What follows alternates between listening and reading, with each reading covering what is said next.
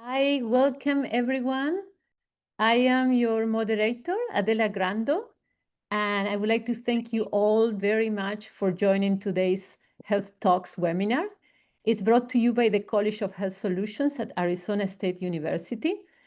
And our college works to address the challenges facing people and communities to stay healthy, improve their health, and manage chronic diseases. And these health talks are one of the many things we do to serve the community with educational information that also provides continuing education credit at no cost. So before we begin, we have a few quick housekeeping items that I need to share with you.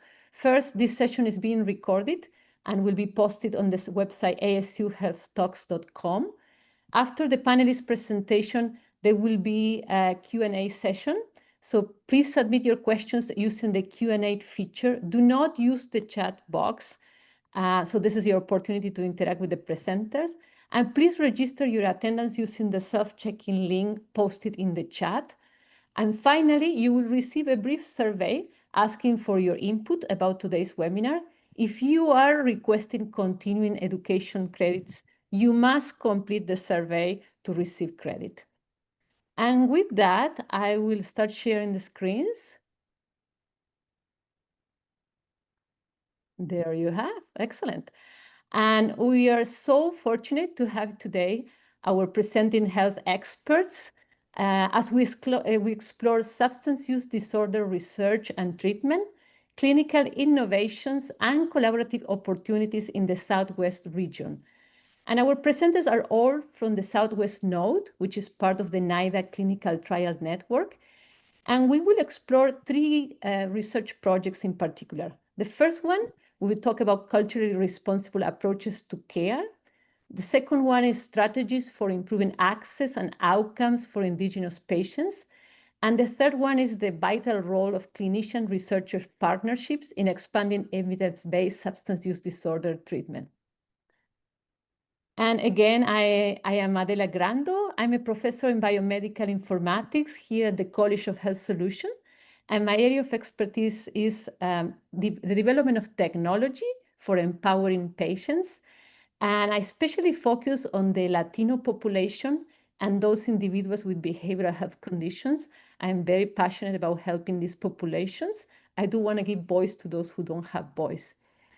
And equally passionate is Dr. Kimberly Page, who will be our first presenter. She's a professor at UNM in the Department of Internal Medicine, Division of Epidemiology, Biostatistics, and Preventive Medicine. Dr. Page has led numerous NIH-funded studies examining the intersection of substance use, infectious disease transmissions, and health disparities with a focus on vulnerable and underserved population. And she is a co-director of the Southwest Node at the NIDA Clinical Trial Network. So welcome, Kimberly. Thank you for that kind introduction. And do you want me to take over now? Yes, indeed. Thank you. All right. So this shows you a little bit about what we're going to be talking about today.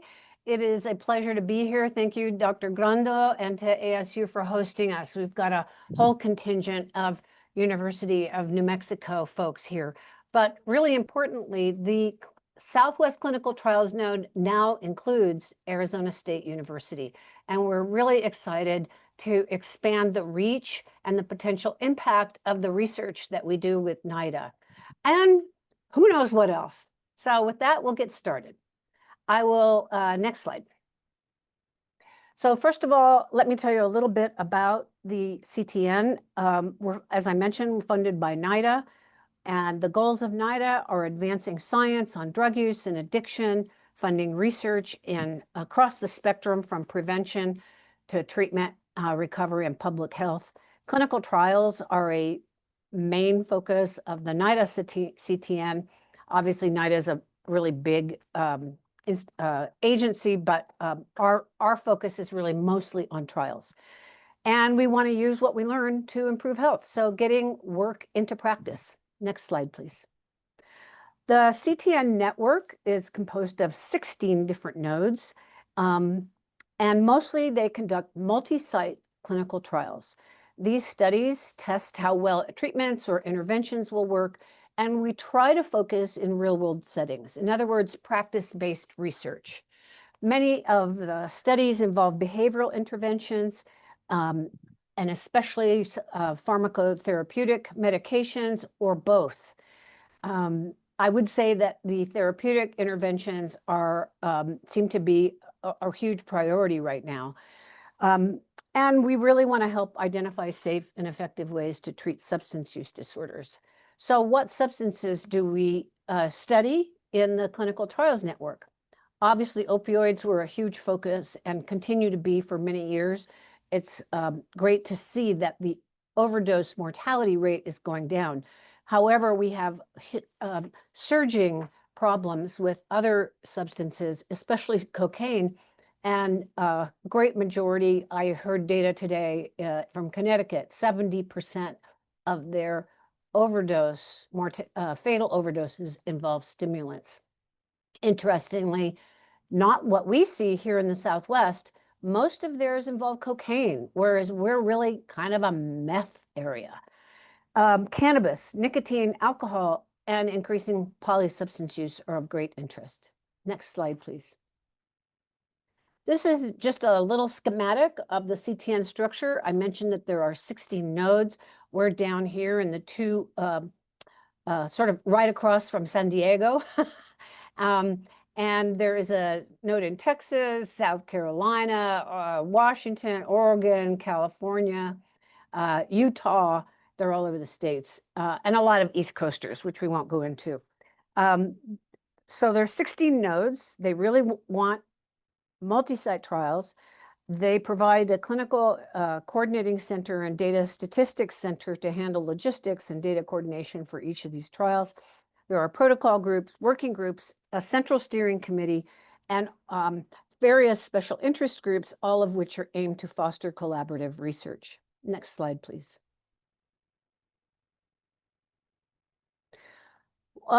Besides this collaborations, again, we're trying to advance substance use treatment and prevention and really get evidence into practice.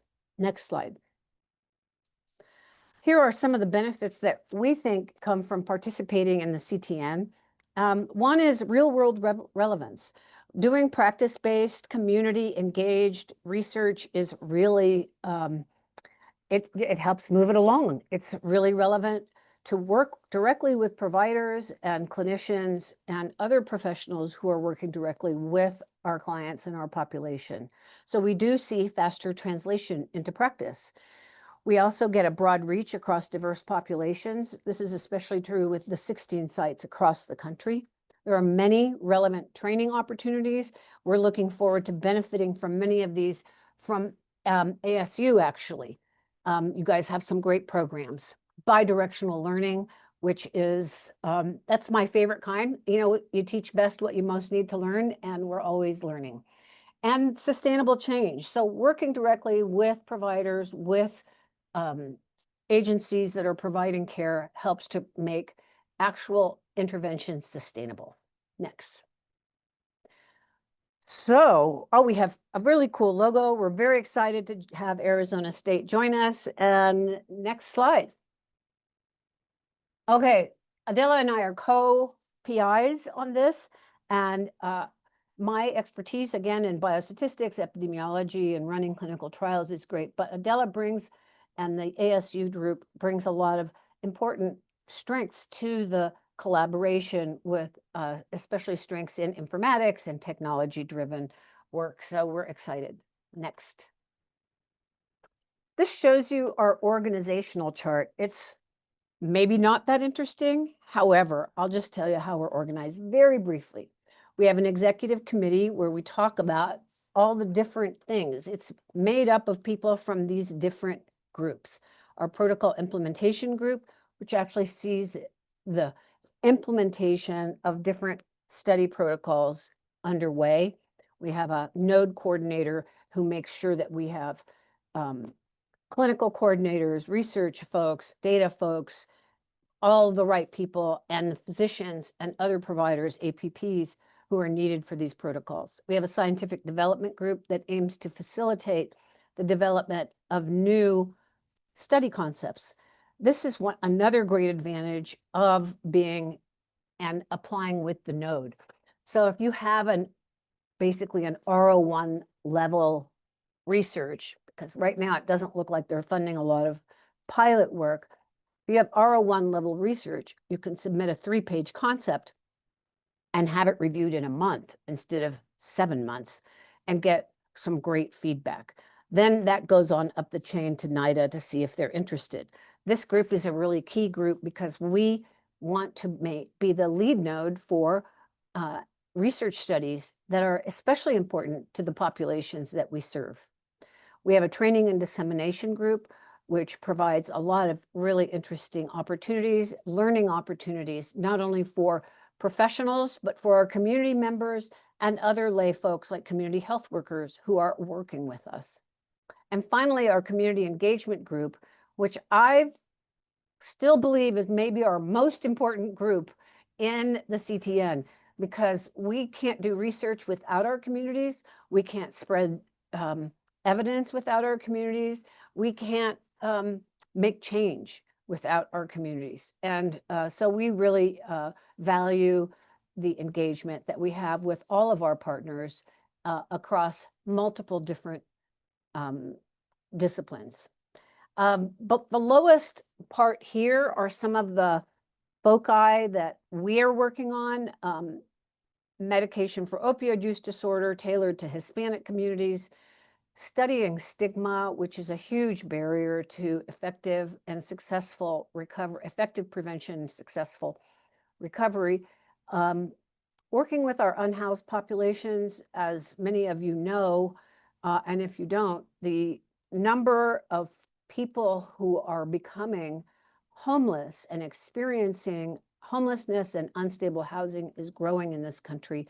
And while there is a perception that everyone's on drugs who's living on the street, it's actually not true, but there is a drug and mental health problem and many other co-occurring disorders.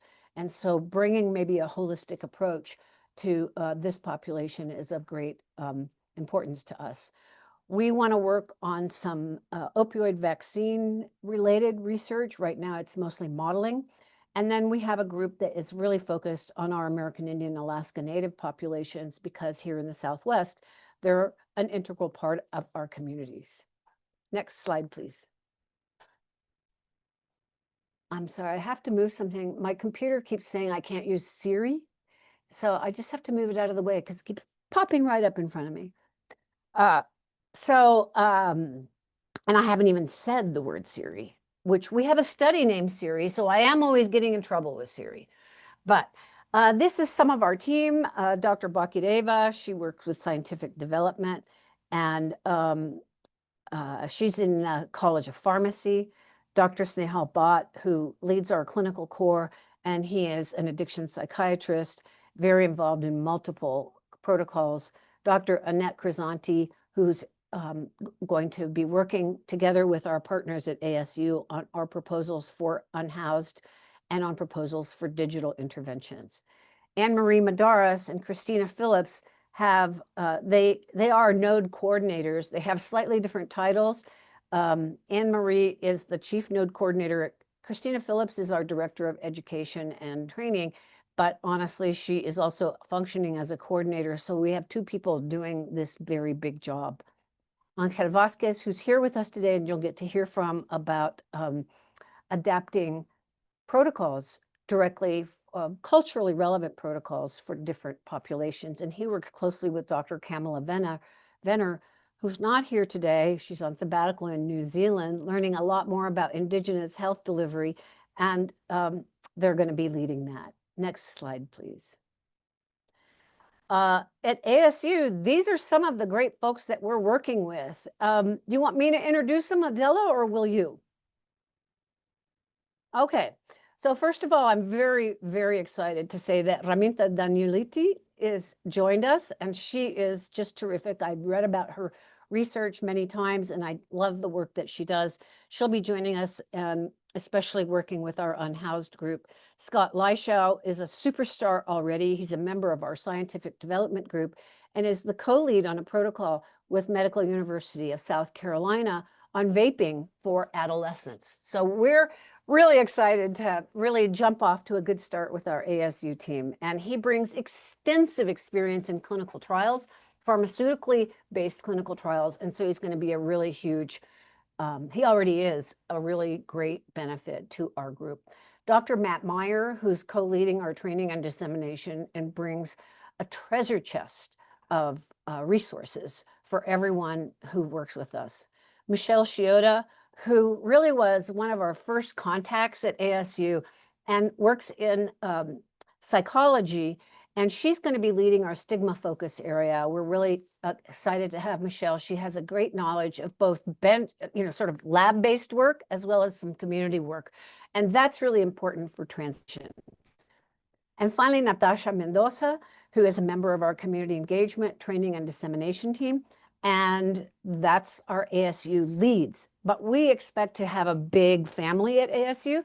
So these are our parents, if you will. What makes us different from our other nodes? Well, we're not on the East Coast and we're not on the West Coast. We're one of those, what do they call them? Flyover states. And I'm really pleased that the NIDA has increased its representation in our flyover states. So us in Utah are pretty important in that realm. We can serve rural, tribal, and Hispanic and Latino communities. I forget the numbers in Arizona, but half of our population in New Mexico identifies as Hispanic. So we definitely want, 50%. We are a majority minority state or a minority majority state, whatever no one uses that language anymore. So basically we're New Mexico. UNM and Arizona has a lot of similarities to New Mexico in terms of having a vast expanse, a large rural population, although we are less populated.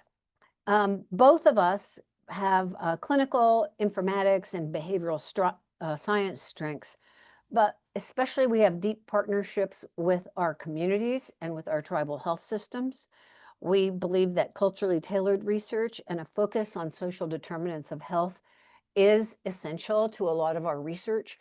And we really want to have a great impact in the broader Southwest. So you never know, you might see us reaching out to Texas or even San Diego to make that Southwest corridor more prominent in all of our lives.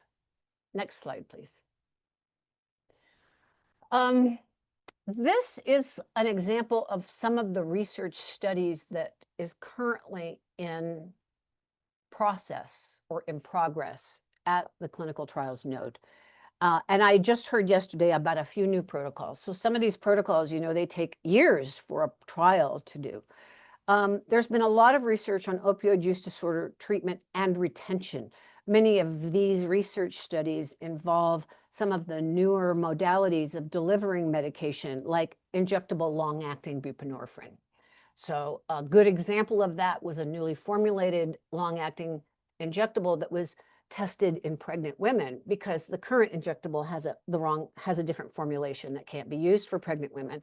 So that's a good example. But retention is a huge, huge focus of many of the protocols. Culturally tailored interventions. This has been focused on communities that are underserved, underrepresented, and quite vulnerable. Stigma reduction and care engagement. We successfully completed a pilot to try to reduce stigma among mental health professionals who work with people using drugs. There's a lot of folks out there that we need to reach to reduce stigma. Integrated care. An example of an integrated care protocol is one that you'll hear about today, called CTN 121, also called, and I'll say it not too loud, Hi Siri, which I don't have permission to use. And we are integrating addiction care with care for serious injection-related infections. Dr. Huerta will be telling you more about that. There's a policy and public health impact focus. And actually, one of the nodes is a health practice node. And they're basically just data wranglers from Kaiser and some other really large health organizations. And that's a whole interesting area, and one I'm not that adept in, but it's been wonderful to learn about. Special populations, and then HIV, STD, and hepatitis risk reduction and testing are also very important to the NIDA node. Some new protocols that are down the pike. One that is already in the field, as far as I know, is looking at GLP-1 inhibitors and craving, and transmagnetic stimulation for stimulant use, and there might be one for cannabis use coming down the pike. As I mentioned, Dr. Leishau is the co-lead PI for a vaping protocol. So there's a range of things, and we encourage all of you to think about what kind of research do you think your community needs? Next slide, please. So first we're going to talk, you're going to hear about CTN 096.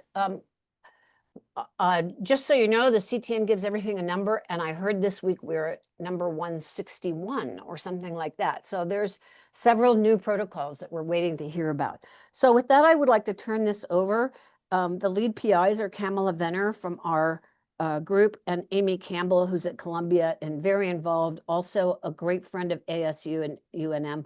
And Angel Vasquez is going to tell us a little bit about that with a short 5-minute discussion, a short 5-minute presentation. Thank you, Angel. Thank you, and I will introduce Angel.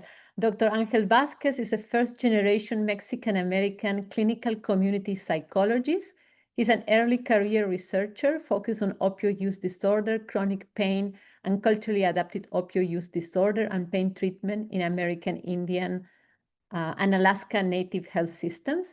He's a co-investigator in the Southwest Node, and he serves as project director and co-investigator of this concept that he's going to explain next. Thank you, Adela, and thank you all for coming today. It's my pleasure to talk a little bit about CTN 96, which is titled Culturally Centered Medications for Opioid Use Disorder Implementation Facilitation for Primary Care and Addiction Treatment Programs Serving American Indian and Alaska Native Communities. So that's a mouthful, so then we go by the acronym, which is the number, CTN 96. Again, I'm a co-investigator for this project, filling in for Kamala Venner, who couldn't be here today because she is in New Zealand learning from the Maori people. So she'll bring back that knowledge to help us further this research. Dr. Page was talking about the different bullet points that we're focused on right now in terms of the lines of research at the Southwest CTN. And this is that second bullet that she presented, which is culturally tailored interventions. And so I'm here today to just give you a brief, broad strokes information about CTN 96 and some of the work that we're doing to culturally center medications for opioid disorders, in American Indian and Alaska Native communities. So this study really was wanting to focus on increasing the uptake of MOUD for in clinics that are primary care settings or addiction specialty treatment programs. So what we did was we were really trying to privilege the models of wellness and care and then other cultural frameworks into the delivery of medications for opioid use disorder. And so in phase 1, one of the great things about the Clinical Trials Network was that they allowed enough resources to convene a collaborative board. So we did that in phase 1. We developed a culturally tailored implementation intervention, and then convened a advisory group made up of ethnobotanists, traditional healers, other practitioners and communities. And then we also brought the people who are doing the science. So we brought leaders in American Indian research, substance use treatment, clinical directors from around the country who serve American Indian and Alaska Native people. And we had 12 months, and we would meet every month. And then there was also subgroups that met to help refine not only the wellness frameworks and how we wanted to deliver the medication. So well, not about just the medication itself and offering the medication, but offering it in a culturally centered way where we could integrate culture into that process. So how people get welcomed into the clinic, the relationships between patients and providers, how traditional practices were incorporated into the process, what was available in terms of culture at the clinic, and how discussions were held between providers and patients. So this was a systems level intervention where we did this initial 12 months of development, and then the rollout actually was forming a work group at each of the clinics, and we had 4 clinics that participated in this research. And those clinics identified people to further tailor the intervention to their local communities. So they made modifications to those. They took 6 months to think about what else would be necessary at their local, at the community level, what would work best for their patients. And then they took 6 months to roll it out. And so they did the things that they identified, the goals that and strategies that they wanted to implement. And then we followed them for 6 months. So all in all, it was a really time-intensive process. We trained people at the local level to be research assistants and research coordinators. We met with them weekly. We worked on them on developing capacity to do electronic health record data extractions, which is the source of our primary outcomes. But then we also trained them to do periodic assessments at 3 months, at 4 weeks, 3 months, and then 6 months. And then we also trained them to do qualitative interviews locally. So we were able to follow and also look at things that were not in the electronic medical records, like cultural factors, protective factors, other variables of interest. And so we were able to do this across 4 different states. So as you can see, the Clinical Trials Network is able to operate, even though the ideas come from here, we're able to work across the whole network. And so you see the states that are highlighted in the lower left. We had sites in those states there. So our approach was based in CVPR framework, so very collaborative, co-designed with the communities, got a lot of feedback. The work groups worked very hard. Over 25 meetings with our community member board, and partnerships between not only patients, but also providers and the organizations that we're working with and community leaders locally.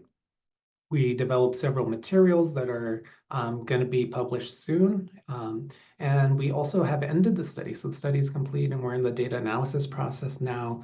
And we're not announcing the results of the study yet, but starting in December, we will be. Right now, we're visiting communities to give back the data and then also get additional feedback for dissemination. So that's where we're at right now, and happy to take questions at the end. Well, thank you so much, Angel. Thank you so much. And we're going to move to the second project or concept, we call it, that we wanted to highlight today. This is a CTN 0116, Pharmacist Integrated Model of Medication Treatment for Opioid Use Disorder, which has been led by Lisa Marsh in Dartmouth College. And the lead node was the Northeast node. So this is an example of how we collaborate with other nodes. And we have 2 presenters for this, Dr. Paulina Deming. She's an associate professor in the Department of Pharmacy Practice and Administrative Science at UNM and assistant director of viral hepatitis programs at Project ECHO. She has trained in infectious diseases pharmacotherapy. Her research has focused on improvement treatment access and outcomes for people with hepatitis B and C, particularly for those who are underrepresented. And she served as a co-investigator on this concept. And also we have today Michelle Yandioriou. She is a professor of internal medicine at UMN and medical director of the Truman Health Services, which is a patient-centered medical home that provides a specialty primary care for people with HIV and for transgender and gender non-binary individuals. And her clinical and research interests focus on improving care for marginalized population who are disproportionately impacted by HIV and substance use disorder. And she was the site PI for this node. So welcome you both. Thank you. So I'll go ahead and start off and give an overview of this project. So this is the pharmacist integrated model of medication treatment for opioid use disorder. And to give a little background, pharmacists have been involved in lots of contributions to trying to help with substance use disorder, especially also in the community setting, but there are really very limited studies that looking at how to fully integrate pharmacists into this setting. So this project looked at the implementation of what's called the PRIMO model, which is the pharmacist integrated medication treatment OUD, in different sites to evaluate feasibility, acceptance, and of course, impact of implementation. The PRIMO model is based on 6 core concepts, and that's in collaborative communication, a weekly operations meeting specifically about the MOU disorders, and this typically was a preclinic huddle. Number 3 is supporting and educating providers. The 4th is supporting and educating patients, and this included pharmacists offering not only to meet with patients to discuss the medications, but also to check in on comorbidities, also insurance coverage or any other barriers that may be coming up for access. The 5th is screening and managing comorbidities, so screening for example, viral hepatitis, offering vaccinations, etc. And the 6th core concept is educating stakeholders. So this included learning opportunities that are shared within the broader clinical staff and also within the community. So to give you an overview of what this looked like in practice was at Truman Health, we do have a retail pharmacy within our complex. So there was a pharmacist at that pharmacy who reviewed the patient panel for a particular clinic day, looking for a history of substance use disorder, whether it was documented or not. If it wasn't, of course, it was advocated to have that documentation put in. Looking also at the patient's prescriptions, checking the prescription monitoring program, and whether, of course, there was any prescription for example, naloxone. So the pharmacist then would join the preclinic huddle, and during the patient discussions would share whatever relevant information there may be, again, advocating for maybe some changes in medications or perhaps changes in doses, or any other pertinent information that might be relevant to that patient's care, as well as any issues that may be coming up from the pharmacy side. So the huddles were really an important opportunity to improve communication, even at our site, where again, the retail pharmacists are literally across the parking lot, but being able to join huddle, I think, offered the ability to communicate and do so quickly and address some issues that may be coming up regarding the patient's care. It was an opportunity to also clarify misunderstandings, whether it was with encounters with that patients had with staff or within pharmacy, misunderstandings regarding prior auths or insurance issues, copays, etc. And again, these issues, they can be minor, but over time can really accumulate and cause some resentment. So there's an opportunity to address it right off and to deflate these issues and again, sort of focus on the patient care. Importantly, was also an opportunity to address stigma and, of course, offer educational opportunities. So ultimately, I think this project was really helpful in a number of ways. It certainly helped us to be a little bit more intentional about recognizing substance use disorder and whether or not patients were getting treatment for it or medications, and of course opioid reversal if applicable, and doing so in, again, very sort of concerted and intentional manner on a regular basis. So even though that had been done before, again, I think it helped to really bring it to the fore. It was also an opportunity to just discuss some of the issues that were coming up regarding access to medications, and again, try to optimize that. So all in all, I think it was a very beneficial study for us to participate in, and personally, I found a lot of benefit from it. So I'll maybe hand it to Dr. Iandorio now. Sure, I don't really have much to add. I think Paulina mentioned all the benefits from our team. We're really We're very pleased to see further intentional, as she mentioned, integration between the retail pharmacy and the clinical team. And again, the clinical team already in some of the clinics included pharmacist clinicians, but we did not previously have that integration with the retail pharmacy. And so it has definitely helped relationships and further integration and recognizing how various members of the team can help with patient care. Thank you. Excellent. Thank you so much, both of you.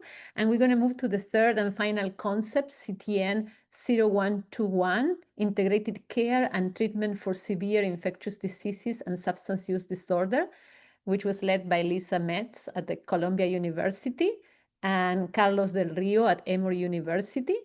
And it will be presented by Dr. Sergio Huerta.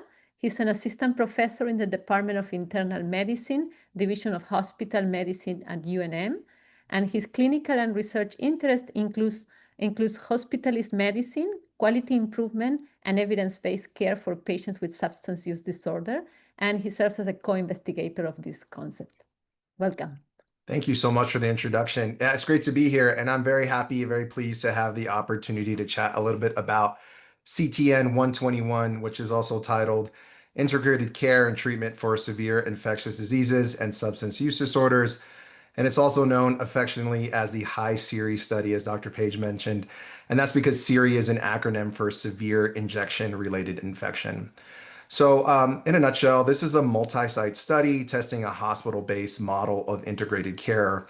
The idea is simple but powerful. We treat a patient's substance use disorder, such as opioid or stimulant use disorder, at the same time that we treat serious infections like bacteremia or endocarditis, which are related to their substance use. The study focuses on people who inject drugs and are hospitalized with infectious complications. Too often, these conditions are treated separately, and CTN 121 asks the question, what happens if we bring these components together? So at its core, the study is about integrated care. So that's combining addiction treatment, infectious disease management, harm reduction, and behavioral health into a single coordinated approach. And it doesn't stop at discharge. A major focus is also making sure that patients can transition successfully into outpatient care. So what does that mean? What does the intervention specifically include? So first, we begin treatment for substance use disorder right in the hospital. So that means starting evidence-based medications like buprenorphine or methadone for patients with opioid use disorder during their hospital admission. Second, we add harm reduction and behavioral health support, offering practical education and counseling to strengthen recovery and reduce the risk of overdose and infection complications. Third, all of this is delivered alongside tailored infectious disease treatment, including antibiotics needed to manage those severe injection-related infections. And then it also includes care coordinators. So the care coordinators play a critical role. They ensure that patients don't just leave the hospital with the prescription, but instead receive a true warm handoff to an outpatient team at discharge. And then finally, the study emphasizes low barrier follow-up strategies. So that includes same-day appointments, peer support, and flexible discharge planning, all designed to keep patients engaged in treatment when they leave the hospital. So what have we seen so far? Well, the study is still ongoing, but Dr. Page allowed me to share a little bit of the early data with you all today. So early outcomes have shown more patients are starting medications for opioid use disorder during their hospital stay. More patients are making it to their first outpatient follow-up within 30 days of discharge. And both patients and providers report high satisfaction. So patients feel heard, respected, and supported, while providers see firsthand that the model improves healthcare outcomes. So really the big picture with CTN 121 is this: by treating the whole person, so the infection and the substance use disorder together, we're studying whether this approach gives patients the best chance at their recovery and better healthcare outcomes.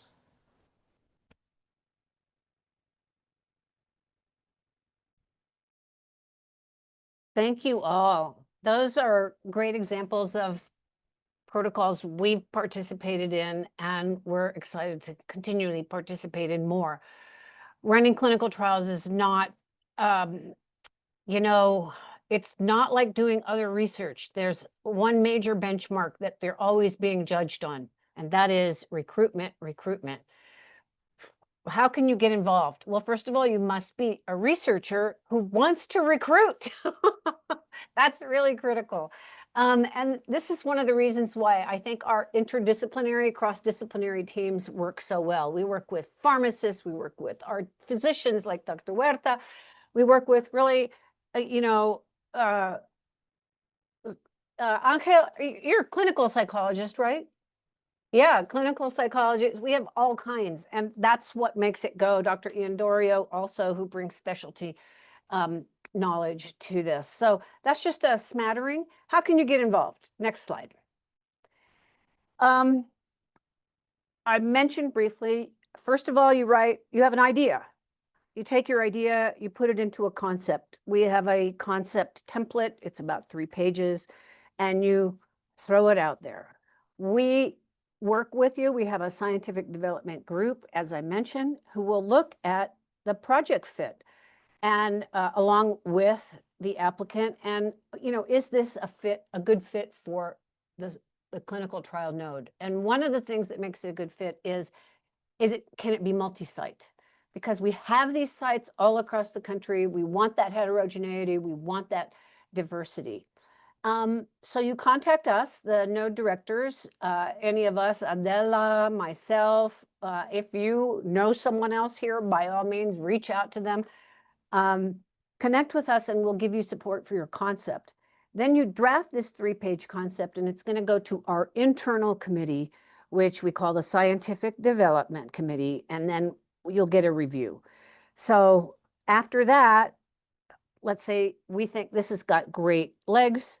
Let's see if we can push it forward. We might work with the researcher to try to get that 3-page concept. Being judged on 3 pages for a multi-year, multi-million-dollar study is no easy feat. But we have help for that. And then once it goes through our internal process, which doesn't last very long, we send it to the Research Development Committee of the NIDA Clinical Trials Node. And they have a review committee that operates much like an NIH review committee and scores your proposal. And you get some feedback. That's really great when you have the experts in the world looking at your proposal and you can get feedback whether it goes through or not. It's really, really valuable. And we really want to work with early career investigators and mid-career investigators to keep this going and keep this alive. After it goes to the RDC, I'll be really honest, it goes into a big black hole at NIDA. And the NIDA leadership then makes a decision as to whether this aligns with their priorities. So you may have a terrible score and do really well, or you may have a great score. In fact, at one point, the RDC didn't even give out scores anymore because the leadership, gets to review all of this. I think they're bringing those back. And this is relevant to one of the questions I saw in the chat, which is, are we going to remain successful in light of the recent shift in federal support? I think so, yes. So the NIDA CTN, in addition, obviously it's federally supported, and our project officers and the leadership of this are really focused on staying relevant and alive and pushing things. And so when we heard this last week that 5 new concepts are moving into protocol development, we're really excited because that shows you that they're going to remain successful. And Dr. Volko is, I think, very committed to that because this is a problem that doesn't go away. It just changes. I don't know if you've heard, but heroin's coming back.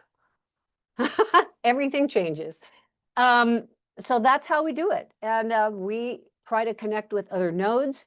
It's always a good idea. We like to work and we want people to work with other nodes, especially on their concepts. So we will hook folks up with leaders in their area of interest and see how it goes. And we want them from everyone. How can we help you? You got a concept? Bring it on to us. We can talk about site, partner matching, the concept development support that I just mentioned. We offer in our trials and in the preparation of concepts, regulatory and compliance guidance. Some of these trials do involve investigational drugs, and NIDA does the IND process, or the company that's supplying the drug does. But we do have very strong regulatory compliance issues, and this is basically an NIH trial. They're basically run like industry trials. So we have benchmarks and milestones and all kinds of stuff to ensure a smooth clinical trial execution. And so we have people who've been who have experience with the CTN and with trials. We collaborate with other nodes. We're really excited to collaborate with Medical University of South Carolina with Dr. Leishau. Some of the most brilliant people are at that university, and having Dr. Leishau, who's a leader in tobacco research, is a real gain for us. And we bring double the resources now. It's not just UNM, it's ASU. And we have double the resources and double the brain power, or maybe triple, and we want to be successful. So we hope that those of you at ASU and anyone attending from elsewhere will consider coming to us with their ideas. Next slide. This is a little bit of a schematic about some of our strengths and expertise. And Adela, will you go over some of the ASU strengths? I think this is, and then I'll talk about where we overlap and UNM. Yeah, absolutely. So we are very strong in informatics. This is one of the reasons why we joined the University of New Mexico, but we have a lot of resources too. We have also a lot of faculty here in the college working with the Native American community, a lot of our faculty working with the Hispanic community, collaborations with the main healthcare system here, strong partnership with the Mayo Clinic. We have a strong partnership with psychology. We work, many of the faculty coming from the ASU side are there. A lot of training. Lani Shiota leads the Saturn Network, that she has done an amazing work providing free training for our community. So many resources. REACH, I don't want to forget about REACH, Project ECHO, that is both in the University of New Mexico and ASU. I really cannot mention everything we have, but it's a lot. I'm sorry if I miss anyone here, but it doesn't fit in one slide, but you know that we are thinking about you. And if we haven't thought about you, please connect with us. So you can see some of the overlaps. We have developed some expertise in doing remote research, collecting biospecimens and collecting data remotely. That's something that is of great interest to NIDA, is reaching rural communities. And like New Mexico, Arizona even has frontier communities. So we have many challenges there. We have a very good clinical trial infrastructure already here with our Southwest node, and the many years we've been doing that with researchers, addiction psychiatrists, hospitalists, clinic directors, pharmacists, nurses. I know there's something in there about nurses. I'm going to get to that. We have a pretty good infrastructure, and also great community engagement. We also have a Clinical Translational Science Center award. We just got refunded for that. And so we have other, so for instance, I have a trial that's coming up that needs some qualitative stuff. I can call on my colleagues to help. We actually overlap and work a lot together. We have a pretty strong addiction psychiatry and substance use intervention core groups here at University of New Mexico, a very strong perinatal and maternal substance use disorder care with our Milagro program, strong neuroscience researchers. We just got a new assistant professor here who's doing some cocaine research, I just remembered. We also have an implementation and dissemination center called CADIS, an excellent integrated hospital and public healthcare system. All of this comes together in our overlapping of doing substance use disorder research, MOUD training, and telehealth. Project ECHO is not been a site for any of our trials, but we work all the time with Project ECHO, and we want to deliver didactics and inform folks who participate in Project ECHO about the success of research, again, with the idea of getting it into practice. And so I think we bring a lot of strengths to this, and we're, again, excited to have these joint goals together. How to get involved as a clinical site. So you may be attending this if you are a medical director at some other place, not part of an academic medical center, which is great. We are excited to work with partners who are in any kind of real world situation. I don't know. We've got the spaceport, but I don't think that's going to happen. But any real world situation. And so this is just a smattering of some of our clinical partners in New Mexico. And we have a few more. Next slide. Oh, and then this is some of our Arizona clinical partners. So let's say you're with one of these groups and you have an idea, bring it to Adela or Lonnie or someone at ASU and start talking about it. We will help to develop that if it's a good fit for CTN. So just don't hesitate to reach out. Next. And here's the sort of really easy. I mentioned that we can assess the fit. If you have an idea, remember that that idea has to include other sites. What would some of those sites look like? So we have like a long database of many of our partners, some of whom have never conducted research. But when the right thing comes around, maybe they will. For instance, we've not done a trial with vaping and young adults yet. And so we're really excited to reach out to some new clinics that we haven't worked with before to reach young adults and adolescents for that trial. And so we need to know, though, if you're want to be a part of it, we need to know about your capacity, the populations you see, and whether you're ready. The good news is that CTN, if you are a site, they're not really stingy, right? So they provide support for the clinic personnel to be involved, not only as investigators, but for running the trial. There is ongoing support with IRB, protocol development, staff training, a lot of training, and lots of ongoing opportunities across the country. So that's how you join. Just call us, email us. Next slide. We believe that there's a lot of benefits to joining us. Get your ideas into practice. There's a lot of support for implementation and new ideas. Funded research opportunities, being a part of a national network and the amazing networking that happens there, and serving our communities. We bring, I think our node brings slightly different expertise to the whole clinical trial network.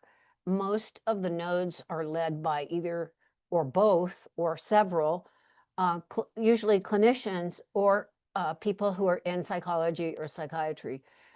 We're a little bit different there, both epidemiology and informatics, but that just is because we think data is like the coin of the realm here, right? When we do research. So next slide, please. And here are 2 QR codes. You can connect with us on our website. We have a Facebook, and we all have email.